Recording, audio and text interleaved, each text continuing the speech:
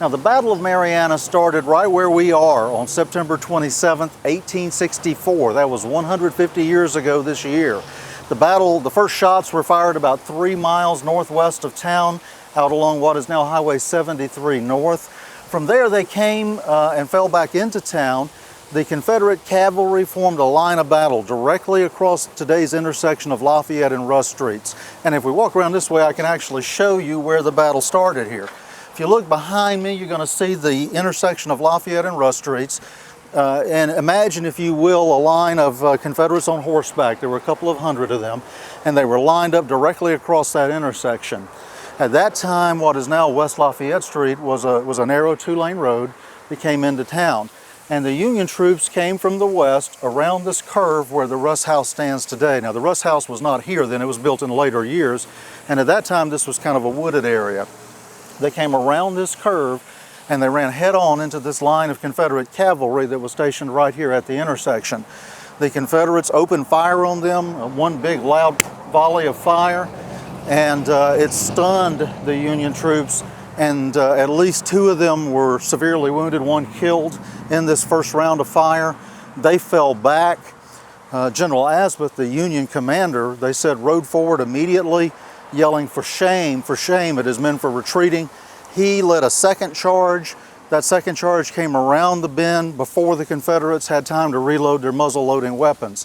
The Confederates began to fall back up the street.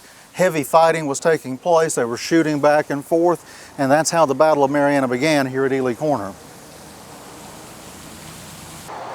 Now, as the battle continued, they began to fall back, the Confederates did, right back from this intersection where we're at now. This is Lafayette and Russ Streets in Marianna. In those days, it was called Ely Corner because it was where the Ely estate stood. The Confederates fell back. The Union troops continued to move in pursuit of them up this road, and they began to come into the residential area of the community. And one of the most unique houses to me in Marianna actually stood witness to some of this fighting, and it was the historic 1840 house, which you see right here. It's right at the intersection of Lafayette and Russ. Now, this is a beautiful old structure. It's an office today. Many people do not realize, however, that this was originally just one wing of the Ely Regular Mansion.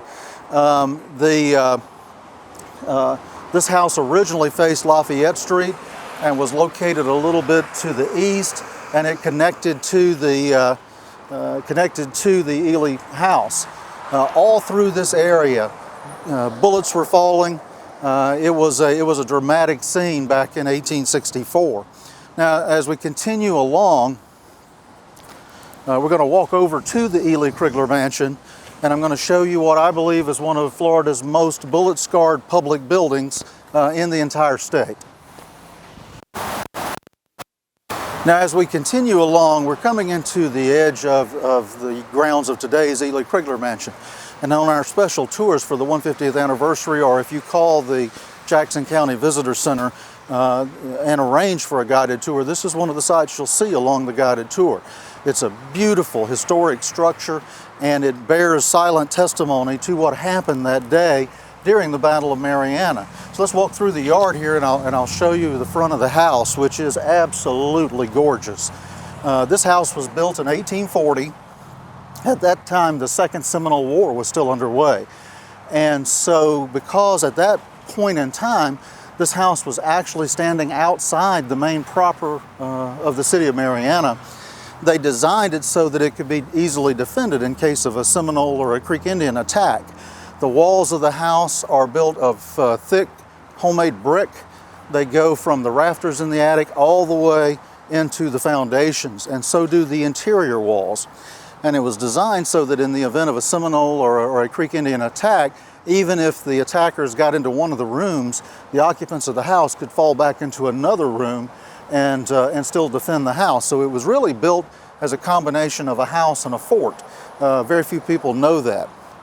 Now, during the Battle of Marianna, as the fighting started at Ely Corner, just showers of bullets were hitting the house. And let's walk up on the veranda, and I will show you some of those bullet holes that were left behind during the battle.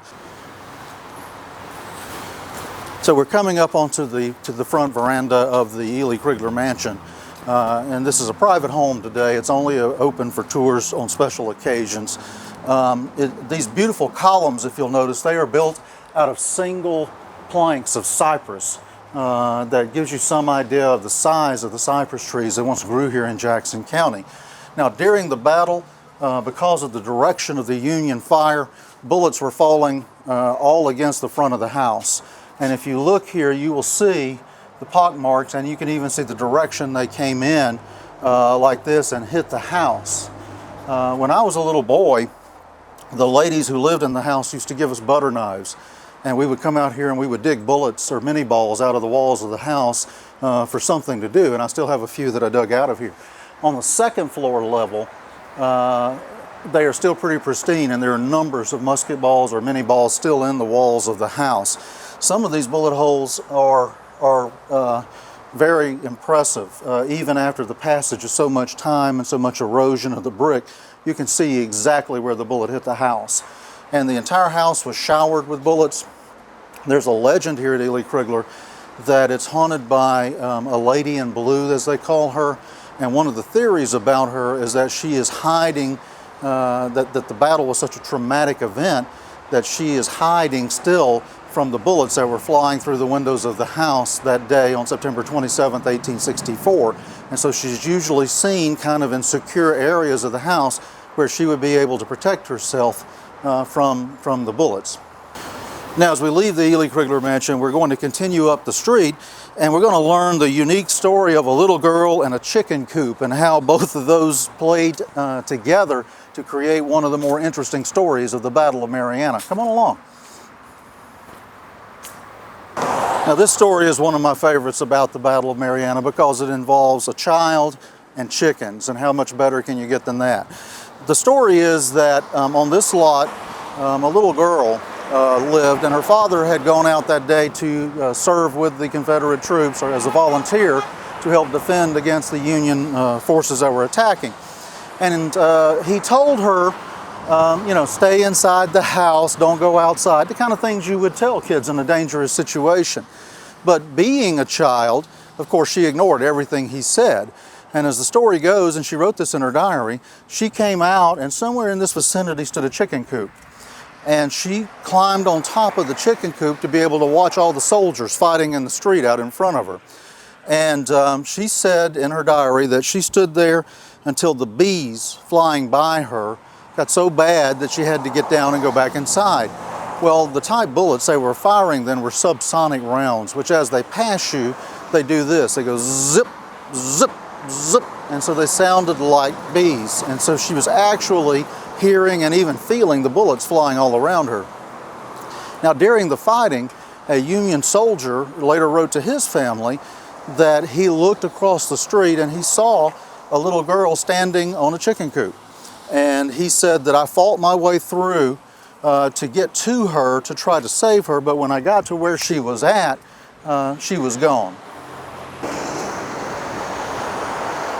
Now, as the battle progressed, the troops surged up Lafayette Street, or what is now Lafayette Street, and they came up even more into a residential area.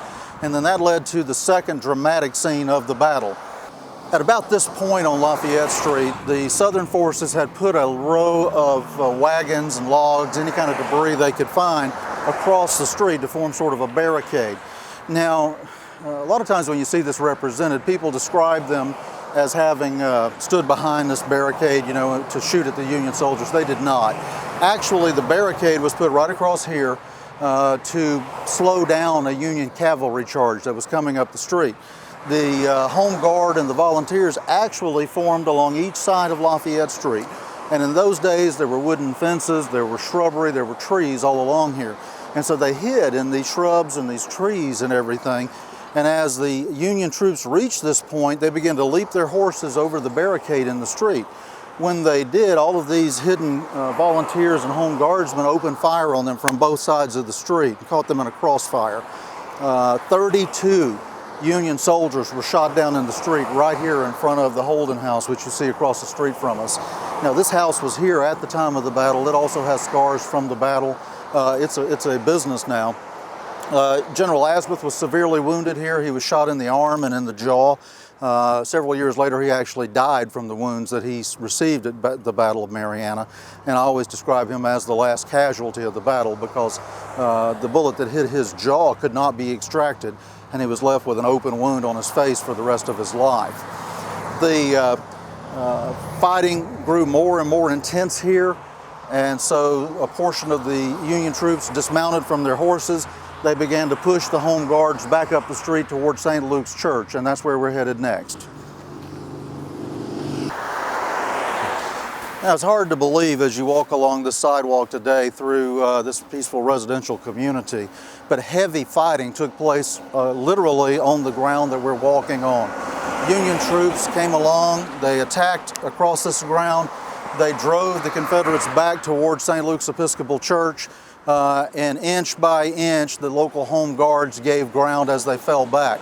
They went toward the church, and as they did so, they quickly began to assume a new position in the corner of the cemetery, which we can see here ahead of us. As the Union troops drove the Confederates back towards the corner of the St. Luke's churchyard here, they encountered a new obstacle. The church was then surrounded by what they called a stout board fence, which meant that there was kind of a wooden plank fence all the way around the churchyard. As the Confederates fell back into the churchyard, literally along the line where you see this iron fence today, they came across this and began to use that as a makeshift fortification to try to hold their position.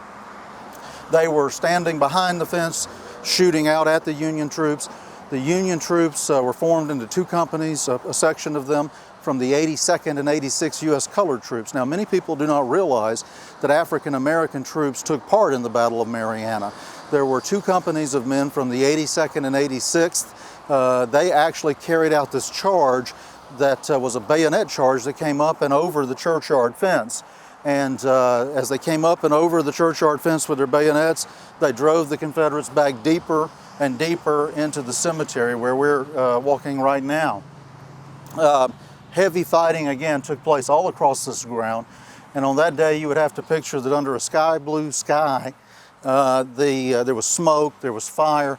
The smoke was so thick that the men on either side could barely see each other, and as they came back into the churchyard, really a desperate situation began to grow right here in the back of the church.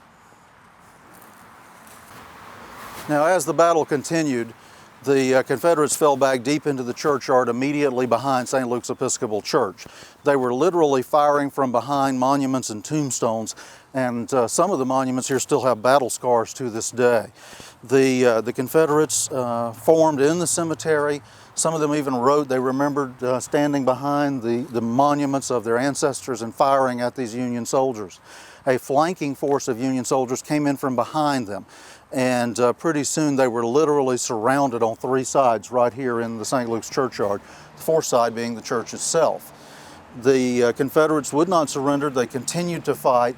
The fighting here was at close range, and the Union officers later described immediately after the battle, described how amazed they were that these men who were not real soldiers, they were local volunteers. There was the county judge, the sheriff, the constable, people like that. They were amazed by how they were able to withstand such a devastating attack. And one of the local doctors described it simply. He said they were born to it.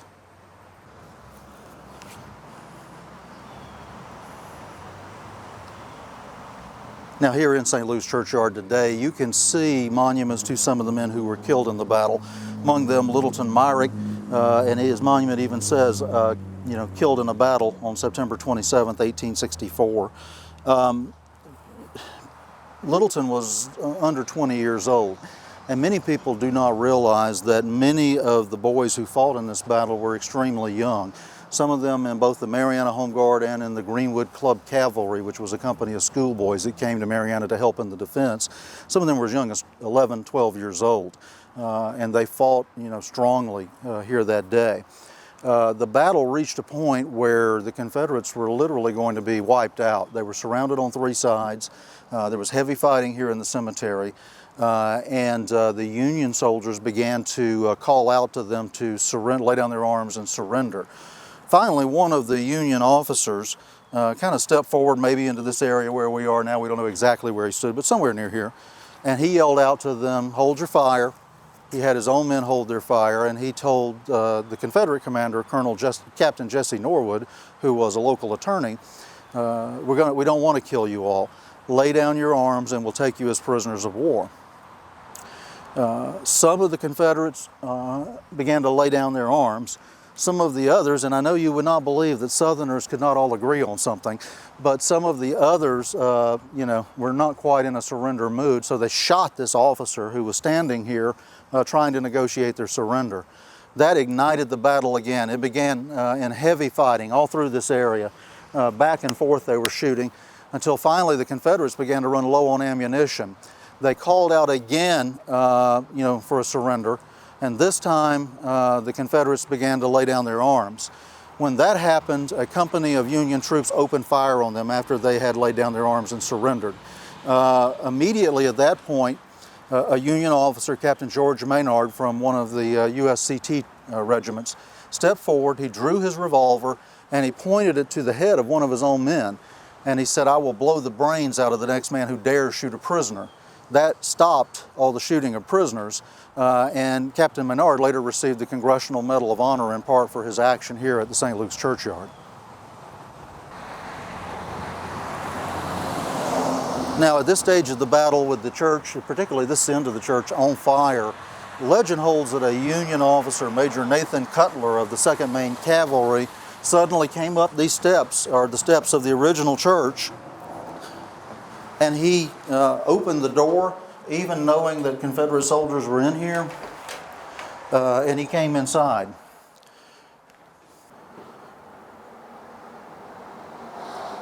Now, St. Luke's today is a beautiful place. It's a tribute to the Episcopal congregation in Marianna. They've been able to keep this church active and going through so many tragedies in their past. The church at that time was only 1 year old when the Battle of Marianna took place. And you have to put yourself back in time and realize that inside here were men literally firing out through the windows. There were 3 15-year-old boys up in the tower or the steeple of the church, the belfry. And Major Cutler, in the middle of these flames, ran inside. What he did was he grabbed the Bible from the lectern of the church. And he took it in his arms and he ran outside. And in doing so, Major Cutler saved the St. Luke's Bible, which still survives to this day. It is the only piece, other than the basement, of the original church that you can still see today. Now, as the church burned, there were men in here who had to face a decision. Would they go outside and surrender, or were they going to fight to the death, knowing that the church, much like the Alamo in Texas long ago, was going to fall around them? They came into kind of talked about the situation, we imagined, amongst themselves as they continued to shoot out from the windows. They watched as the 3 15-year-old boys came down from the belfry or the tower. And as those boys came down, they were shot by Union troops as they tried to get out instead of being allowed to surrender. So these men knew they had no choice but to go down fighting, and that's what they did. The church became fully engulfed in flame. It collapsed around them, and they died here. They were later identified only by articles on their clothing, like a favorite coin or a trinket or something that they knew that this particular person had carried. Now, among these men who died in the church was a 76-year-old gentleman named Francis Allen, who was a deacon at the Greenwood Baptist Church in Greenwood. And Reverend Allen, according to the story, is still here at St. Luke's today. The legend holds that for some reason he, in the afterlife, adopted St. Luke's Church and that his spirit lingers here. And people tend to see him in the basement area, which would have been where the men collapsed and died. And he's always described as a figure wearing old-fashioned dress with a long white beard, because he was 76 years old. And he appears to just be very benign, but the story holds that St. Luke's is haunted by his spirit to this day. Now, some of the most dramatic scenes of the Battle of Marianna took place here right in front of the church as it was collapsing from being burned down. One of the boys who had been up in the tower of the church was Woody Nicholls. And Woody Nicholls was a teenager. As he came out, he was shot. The bullet went through and broke the bones in his leg, And so Woody crawled literally across this ground right over here to this monument, which is a monument to Major Jesse Robinson.